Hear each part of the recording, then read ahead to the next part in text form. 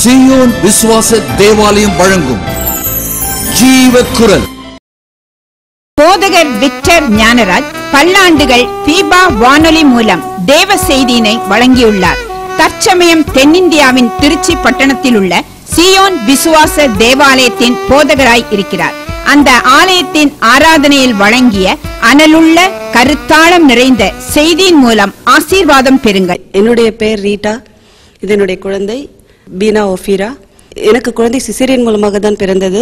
Caesarean ஆன உடனே எப்பொழுதுமே எனக்கு ப்ளீடிங் இருந்துகிட்டே இருக்கும். ஸோ அது டாக்டர்கிட்ட எல்லாம் பார்த்து குணமடையாத நேரத்தில் நான் விக்டர் ஞானராஜ் அவர்களுக்கு ஃபோன் மூலமாக இதை எடுத்து சொல்லி ப்ரேயர் சொன்னேன். ஐயா எனக்காக ஜெபம் செய்தார். இந்த நிமிடத்தோடு நீ முற்றிலுமாக குணம் பெறுவாய் அப்படின்னு சொல்லி சொன்னார். அதே போல் அதுக்கப்புறம் எனக்கு அது சுத்தமாக அந்த ப்ராப்ளமே இல்லை. டாக்டர்களே ஆச்சரியப்படுற அளவுக்கு ஆண்டவர் என்னை சுகமாக்கினார்.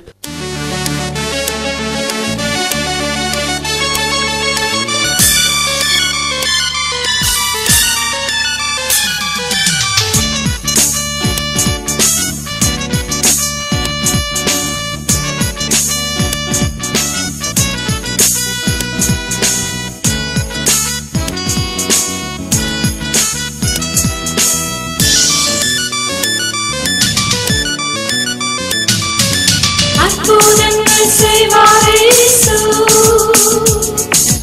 அற்புதங்கள் செய்வார் இயேசு. நாம் அவரை நம்பி வரும்போது அற்புதங்கள் செய்வார் இயேசு, அற்புதங்கள் செய்வார் இயேசு, அற்புதங்கள். Praise the Lord. நம்முடைய ஒளிப்பதிவு நிலையத்திற்கு சகோதரன் சேகர் வந்திருக்கிறார். Post graduate, university first. அவர் இங்கே நம்முடைய ரேமா மீடியா சென்டரை பார்த்து அவருடைய அனுபவத்தை இப்பொழுது நான் கேட்கிறேன். நீங்கள் ஜெபத்துக்கு வந்தீங்க, இப்போ எப்படி இருக்கீங்க சொல்லுங்கள். கம்பை ஊனிக்கிட்டு ரொம்ப ஒரு 2 பேர் துணையோடு தான் ஐயாவை பார்க்க வந்தேன். நான் 2 பேர் என்னை தூக்கி விட்டு தான் ஐயாவை சந்தித்தேன். ஒரு நாள் டிவியில் அவர் ப்ரோக்ராம் பார்த்தேன். அவர் அந்த நிகழ்ச்சியிலே ஒரு குழந்தையை ஒரு கால் ஊனமாக கொஞ்சம் உயரம் கட்டையாக இருந்தது. அவர் என் கண்முன்னே பார்க்கும்போது அவர் கேட்டால் ஒரு கேள்வி, இந்த காலை கூட்டவா இந்த காலை குறைக்கவா? இல்லை பிள்ளை குட்டியாக போயிட இதையே நீட்டுங்க அப்படின்னு ஐயா சொன்னதை எனக்கு சந்தோஷம் தாங்கவில்லை. எனக்கு உடனே என்னடா இப்படியும் உலகத்தில் நடக்குமான்னு அப்படியே கர்த்தரை நினச்சிக்கிட்டு இருக்கும்போது அந்த கால் வளர்ந்து விட்டது. ஐயா இத்தனை 80 வயசுலையும் அந்த குழந்தையை கொடுத்துட்டு கரம் பிடித்தே என்னை வழி நடத்தும் அப்படி கையை பிடித்து நடக்கிற ஸ்டைலு இப்படியும் உலகப்பிறகு இருக்கா? இப்படிலாம் இருக்கே. நீங்க எப்படி சந்தோஷமா இருக்கீங்களா? ரொம்ப சந்தோஷமா இருக்கு. The title of the message is காத்திருக்கும் பரலோக சிங்காசனம். பரலோக சிங்காசனம் காலியா இருக்கு. பரலோக சிங்காசனம்னா உங்களுக்குள்ள சிங்காசனம். உன்னதங்களிலே உட்கார செய்தார்னா உங்களை உட்கார செய்யறதுக்கு எழுப்பினாதான் உட்கார செய்ய முடியும். நீங்க எழும்ப மாட்டேங்கிறீங்க. Quantum entanglement physics la one irukku. Quantum physics la 2 particles separated by a great distance, one is rotating in the right clockwise and another is on the opposite direction, they are connected. This is one of the principles of quantum entanglement. So also quantum entanglement la Jesus was on this earth, Jesus was in heaven also at the same time.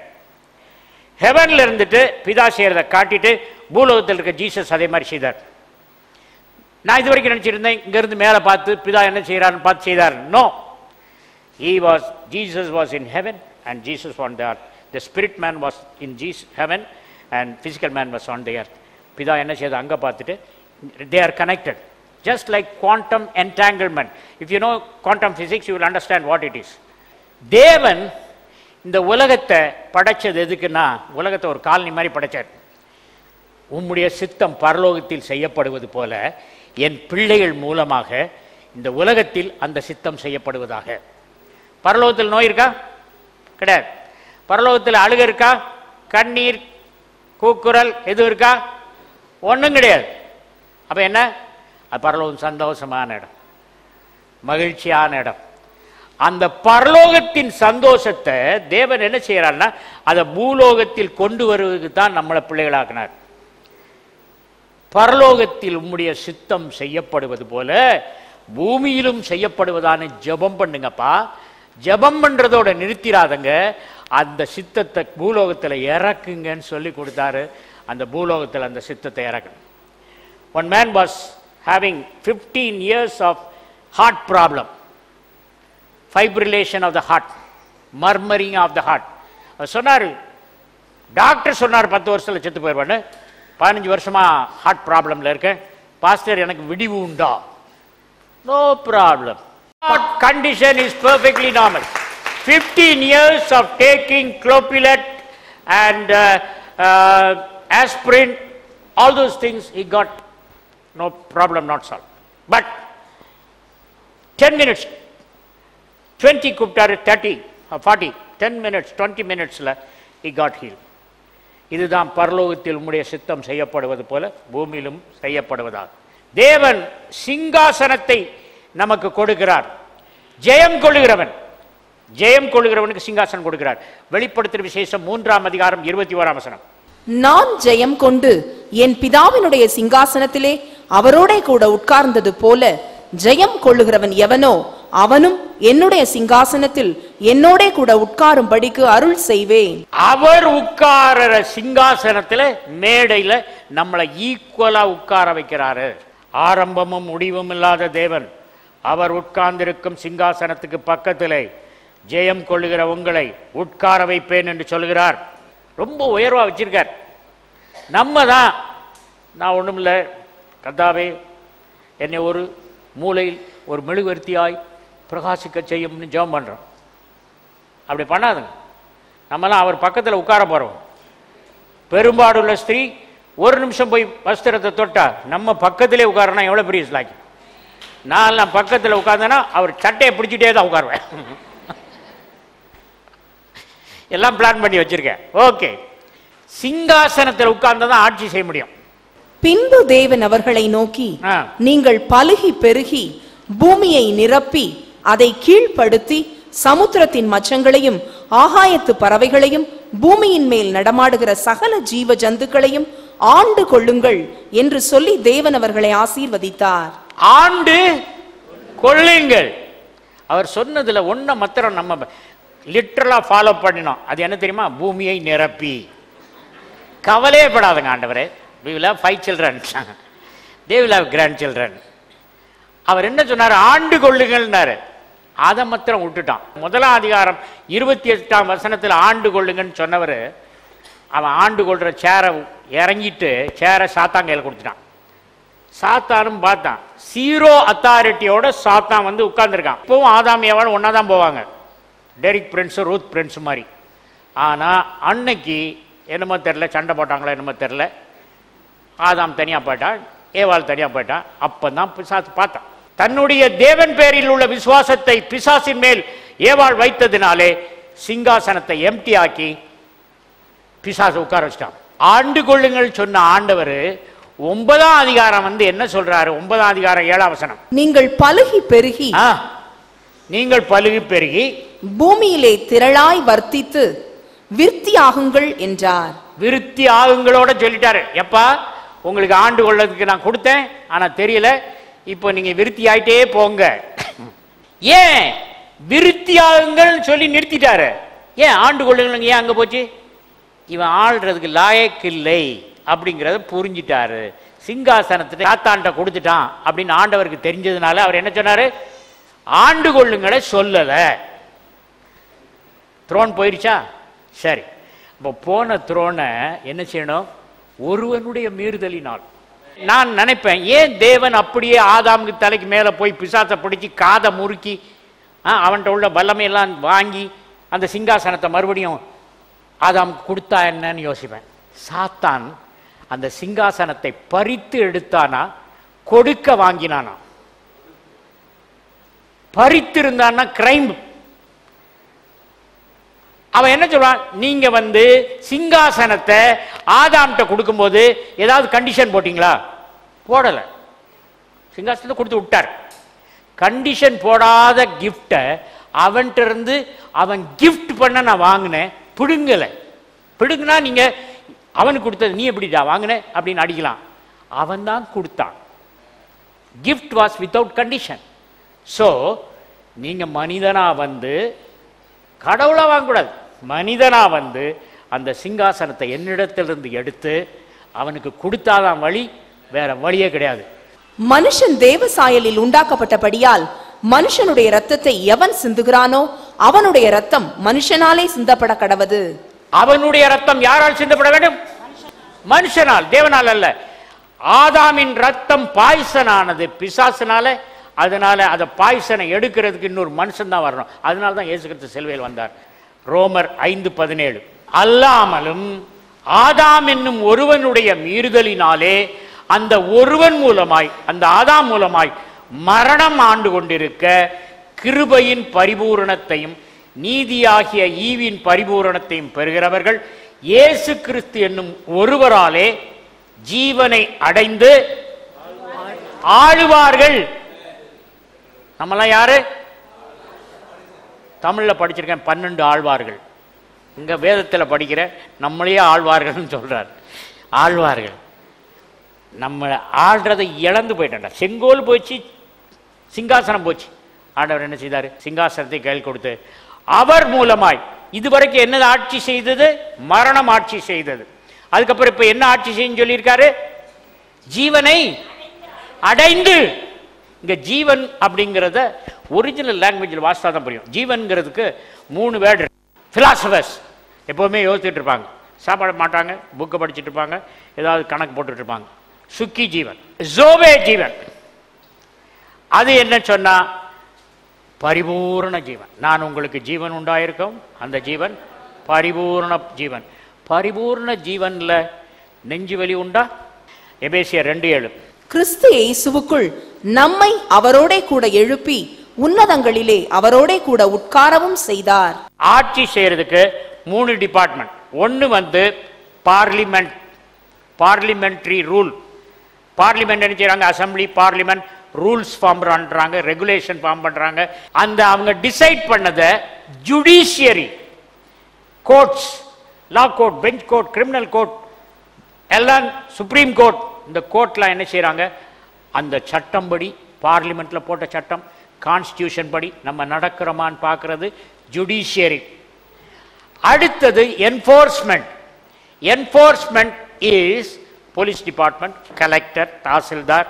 Enforcement அந்த டிஸ்ட்ரிக்ட்டுக்கு அவங்க பார்ப்பாங்க. அப்போ பரலோகத்தில் உன்னதங்களிலே உட்கார செய்தார், parliament போட்டுருச்சு. ஆவியானவர் நமக்கு வசனத்தின் மூலமா அந்த உன்னதத்து சிங்காசனம் உனக்கு தான் விளக்கிட்டார். 1 கொரிந்தியர் 2:9 எழுதி இருக்கிறபடி தேவன் தம்மில் அன்பு கூறுகிறவர்களுக்கு ஆயத்தம் பண்ணினவைகளை கண் காணவும் இல்லை, காது கேட்கவும் இல்லை. பரலோகத்து பார்லிமெண்ட் உன்னதங்களில் உட்கார செய்தத உங்களுக்கு கண் காணல. பைபிள்ல படிச்சீங்க, ஆனா கண் காணல. அத பாஸ்டர் சொல்ல கேட்டீங்க, காது கேட்கல. அடுத்த வசனம், அவைகள் மனுஷனுடைய இருதயத்தில் தோன்றவும் இல்லை, அதை உங்களுக்கு புரிந்து கொள்ளவும் இல்லை. பரலோகத்தில் உம்முடைய சித்தம் செய்யப்படுவது போல பூமியிலும் செய்யப்படுவதான பார்லிமெண்ட் பாஸ் ஆயிடுச்சு, ஹெவன்லி பார்லிமெண்ட். ஆனா அதை பைபிளை எழுதி கொடுத்தாங்க, நமக்கு புரியல. இதை யார் விளக்குறா? ஜுடிஷியரி. 10ஆம் வசனம், நமக்கோ தேவன் அவைகளை தமது ஆவியினாலே வெளிப்படுத்தினார். நமக்கோ அவர் ஆவியினால் வெளிப்படுத்தினார். கண் காணல, காது கேட்கல, மூளைக்கு ஏறல. These are all sense knowledge. அப்போஸ்தலனாகிய சவுல் புரியல, கிறிஸ்தவன்னா என்ன புரியல. சவுக்கு எடுத்து அடிச்சுட்டு வந்தான். சனகரிப் சங்கத்தில் லெட்டர் வாங்கிட்டு போய் அடிச்சான். ஆண்டவர் சொன்னாரு, எப்பா உனக்கு சென்ஸ் நாலேஜ் தான் இருக்கு, உன் கண்ணு பார்க்குது, காது கேட்குது, கை வேலை செய்யுது, ஆனா உன்னை குருடாகிற ஆவிக்குரிய கண்ணை திறக்கிறேன். அனனியா வாடா, வந்து இவருக்கு கண்ணை திறந்து விடு. அவன் சொல்றான், அட்ட பாவி, இவ்வளவு நாள் உங்களுக்கு சேவை செய்து என்னைய தலையை வாங்குறதுக்கு அந்த மனுஷன்ட்டு அனுப்புறீங்க, போய் பண்ணுடா. பண்ணான். அவனுடைய கண்களை தேவன் அடைத்து ஆவிக்குரிய கண்களை திறந்தார். அரேபியா தேசத்தில் போய் உட்கார்ந்துருக்கான். ஐயா, we are operated by sense knowledge. but not revelation knowledge. Sometimes the Lord is telling me something which I don't understand. ஆனா பரவாயில்ல, நமக்கு எனக்கு புரியாது, ஆவியானவர் விளக்குகிறார். இதுக்கு அப்புறமும் நம்ம அதை அப்ராப்ரியேட் பண்ணலன்னா யார் பிரச்சனை? நம்ம பிரச்சனை. இனி வருங்காலங்களில் மனிதன் அதிகமான ஆண்டுகள் வாழ்வான். This baby could live to be 142 years old. இதை நம்ம சொன்னா பாஸ்டர் அப்படிதான் சொல்லுவாரு, பாரு அடுத்த என்ன நடக்கு பாரு அப்படின்னு பாரு. சயின்டிஸ்ட் சொல்றான் பார், பத்திரிகை சொல்லுது. நம்ம சொல்ல தவறிட்டோம்னா செக்குலரா சொல்றாங்க. 1 கொரிந்தியர் 15ஆம் அதிகாரம் 51. இதோ ஒரு ரகசியத்தை உங்களுக்கு அறிவிக்கிறேன். ரகசியம்னா என்னதுங்க? இதுவரைக்கும் தெரியாது ரகசியம். நாம் எல்லாரும் நித்திரை அடைவதில்லை. நாம் எல்லாரும் நித்திரை அடைவதில்லைன்னு அவர் காலத்திலே சொல்லியிருக்காரு. என்ன நித்திரைனா தூக்க, நைட்ல தூங்க மாட்டீங்கன்னா சொல்லியிருக்காரு இல்ல. நீங்கள் அனைவரும் சாக மாட்டீங்க, செத்து போக மாட்டீங்க அப்படின்னு சொன்னார். இந்த ரெவலேஷன் எந்த ஜெனரேஷனுக்கும் உரிய ரெவலேஷன். ஆகிலும் கடைசி எக்காலம் ஆகிலும் ஏன் போட்டார்னா, நாம் எல்லாம் நித்திரை அடைவில்லை, இது யாருக்கும் புரியாது, அதனால ஆகிலும் கடைசி எக்காலம் ஊதும் போதுதான் செத்தவங்களாம் எந்திரிப்பாங்க அப்படின்னாரு. எபிரேயர் 2:7. அவனை தேவதூதரிலும் சற்று சிறியவனாக்கினி.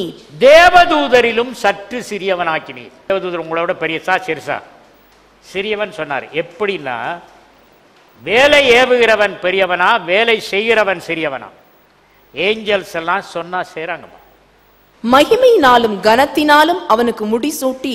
முடிசூட்டினா கிரீடம் வைத்து. மகிமை கனம். மகிமைங்கிறது குளோரி, பரலோகத்தின் குளோரி தலையில வச்சிருக்கார், கனத்தை வச்சிருக்கார்.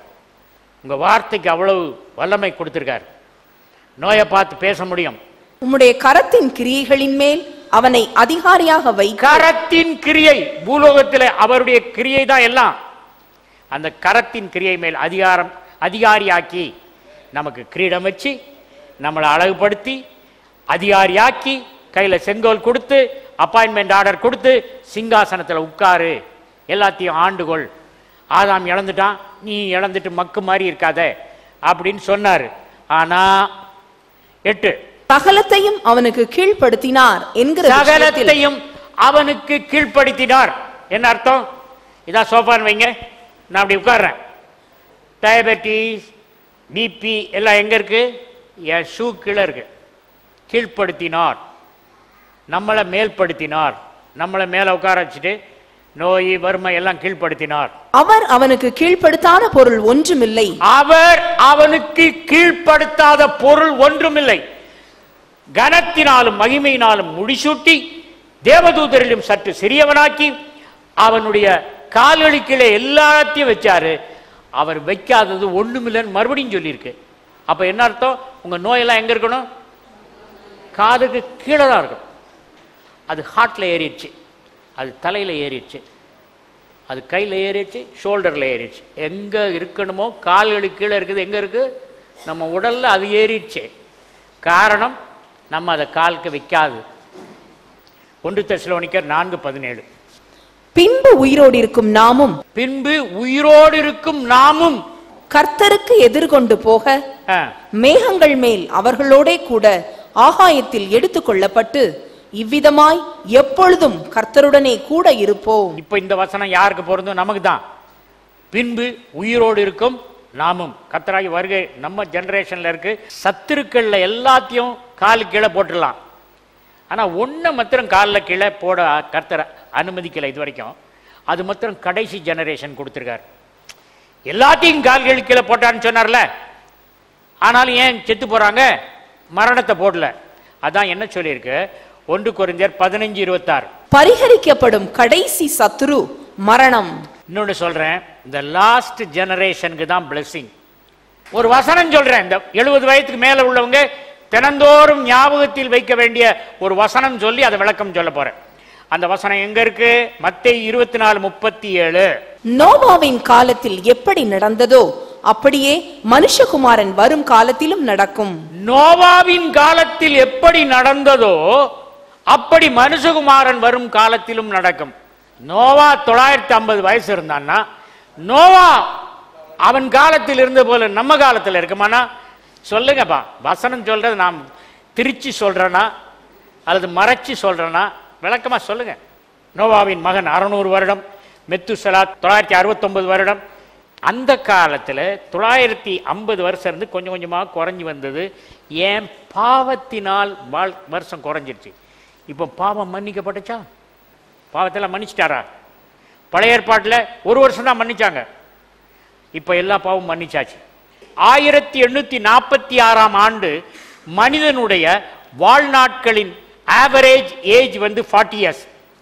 அந்த காலத்தில் மருந்து மெடிக்கல் சயின்ஸ் இல்லாதனால 40 வயசில் செத்து போயிட்டாங்க. இந்த வருஷம் 1846 எடுத்த ஸ்டாட்டிஸ்டிக்ஸ், மனிதன் 40 வயசில் செத்து போனான். அதான் அவனுக்கு average age of life span. 1925 59 வருடம், 1955 70 வருடம், 1985 ஸ்டாட்டிஸ்டிக்ஸில் 75 வருடம், 2015 ஸ்டாட்டிஸ்டிக்ஸில் 79 வருடம். 40லிருந்து 1846 40 வருடம் லைஃப் ஸ்பேன் இருந்தது. இப்போ எவ்வளோ ஆயிருக்கு? 79. ஆனால் டைம்ஸ் ஆஃப் இந்தியாவில் எவ்வளோ போட்டிருக்கான்? 142. 2 தீமோத்தேயு 1:10. நம்முடைய இரட்சகராகிய இயேசு கிறிஸ்து பிரசன்னமானதினாலே அந்த கிருபை இப்பொழுது வெளிப்படுத்தப்பட்டது. அவர் மரணத்தை பரிகரித்து ஜீவனையும் அழியாமையையும் சுவிசேஷத்தினாலே வெளியரங்கமாக்கினார்.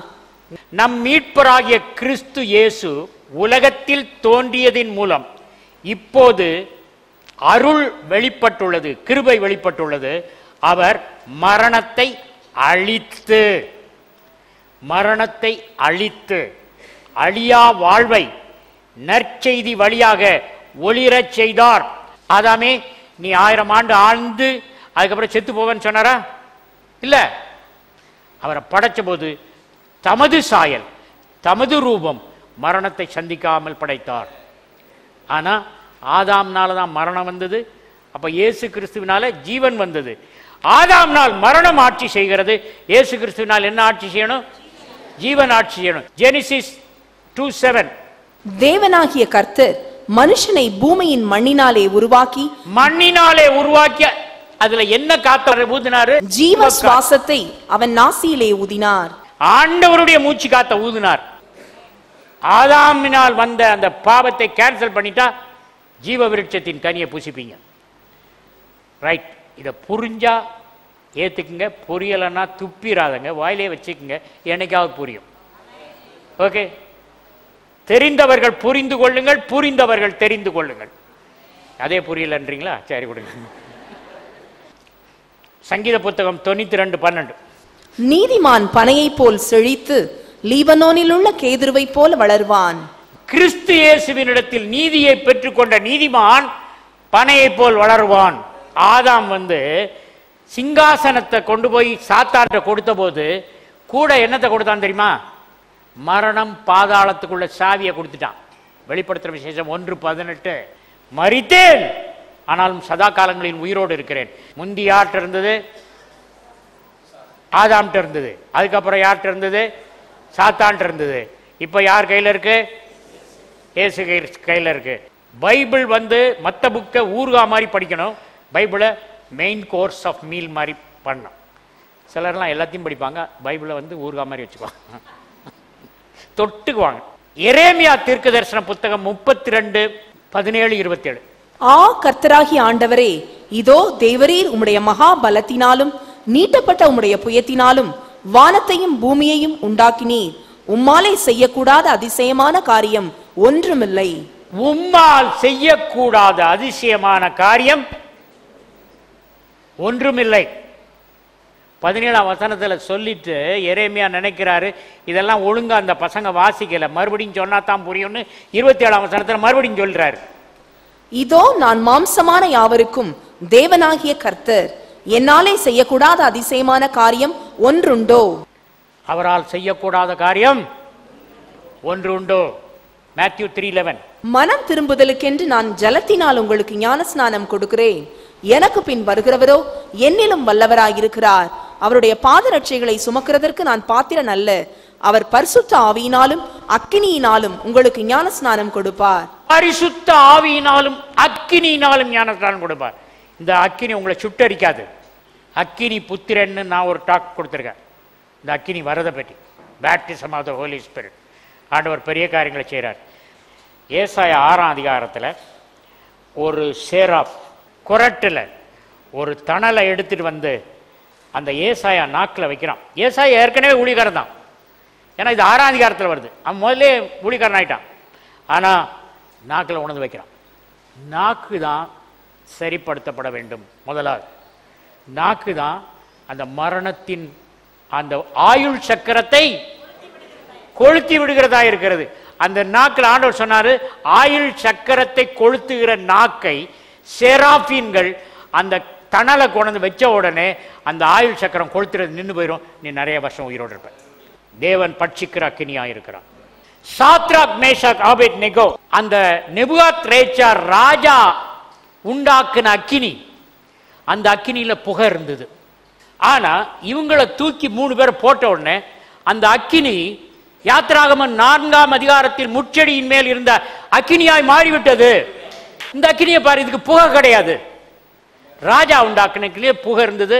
இந்த அக்கினி யாத்திராகமம் 4ஆம் அதிகாரத்தில் வந்த அந்த அக்கினி, அந்த கிளைகள் எதுவும் அறிந்து சாம்பலாக வில்லை, அந்த அக்கினி தான் அப்படின்னாரு. அந்த அக்கினி டிரான்ஸ்லூசன்ட், இந்த அக்கினி டிரான்ஸ்பேரண்ட். சுத்தி வர அக்கினி எரியுது. 3 பேர் போறானா 4 பேரா போறானா எப்படி தெரியும்? டிரான்ஸ்பேரண்டா இல்லைன்னா அது எப்படின்னா கண்ணாடி மாதிரி இருக்கு அந்த அக்கினி. நேபுகாத்நேச்சார் ராஜா வச்ச அக்கினி ஒன்று, அவங்கள போட்ட உடனே அந்த அக்கினி வேற அக்கினியா மாறிச்சு. அது டிரான்ஸ்பேரண்ட் அக்கினி. அந்த ராஜா பார்க்குறாங்க, நான் பண்ண அக்கினியில் போட்டால் யார் நடக்கிறானே தெரியாதே, நான் நல்லா எண்ணி பார்க்குறேன், 1 2 3 4. அவனுக்கே சந்தேகம் வந்துருச்சு, நம்ம அரித்மேட்டிக் விட்டுட்டோமா அப்படின்னு சொல்லிட்டு. பக்கத்தில் ஒன்று கேட்குறான், எண்ணி பாருடா எத்தனை இருக்குது, எனக்கு 4 மாதிரி தெரியுது, உனக்கு எப்படி தெரியுது? எனக்கும் 4 தான் தெரியுது. It was a transparent fire. The transparent fire is coming. Seraphims are bringing the fire and making you very holy. You will not die. ஜீவனுள்ள அன்பின் பரமபிதாவே, நீங்கள் சொன்னதெல்லாம் சொல்லிட்டேன்பா. எல்லாரும் ஆரோக்கியமாக இருக்கணும், நீண்ட ஆயுளாக இருக்கணும். லாஸ்ட் ஜெனரேஷன் ஆஸ்பத்திரியில் போய் படுத்துட்டு ஊசி போட்டுட்டு உட்காரக்கூடாது. ஆரோக்கியமாக இருந்து காஸ்பல் சொல்லணும், அநேகரை ரட்சிப்புக்குள்ள வழி நடத்தணும். நோய் என்பது பிசாசின் கிரியா இருக்கிறது, அதன் மேல் வெற்றியை கர்த்தர் தருவாராக. இயேசுவின் இணையற்ற நாமத்தில் ஜெபிக்கிறேன் நல்ல பிதாவே, ஆமென். ஹெவன்ஸ் இன்டர்செப்ட் என்ற ஆங்கில புத்தகம் தற்பொழுது தமிழ் மொழியாக்கம் செய்யப்பட்டு பரலோக குறுக்கீடு என்ற பெயரில் வெளிவந்திருக்கிறது. அப்புத்தகம் வாங்க விரும்புவோர் ஜீவக்குரல் புத்தக நிலையத்தை அணுகவும். எங்கள் முகவரி ஜீவக்குரல் 18/32 மங்கம்மாள் சாலை, திருச்சி 620021, தமிழ்நாடு, இந்தியா.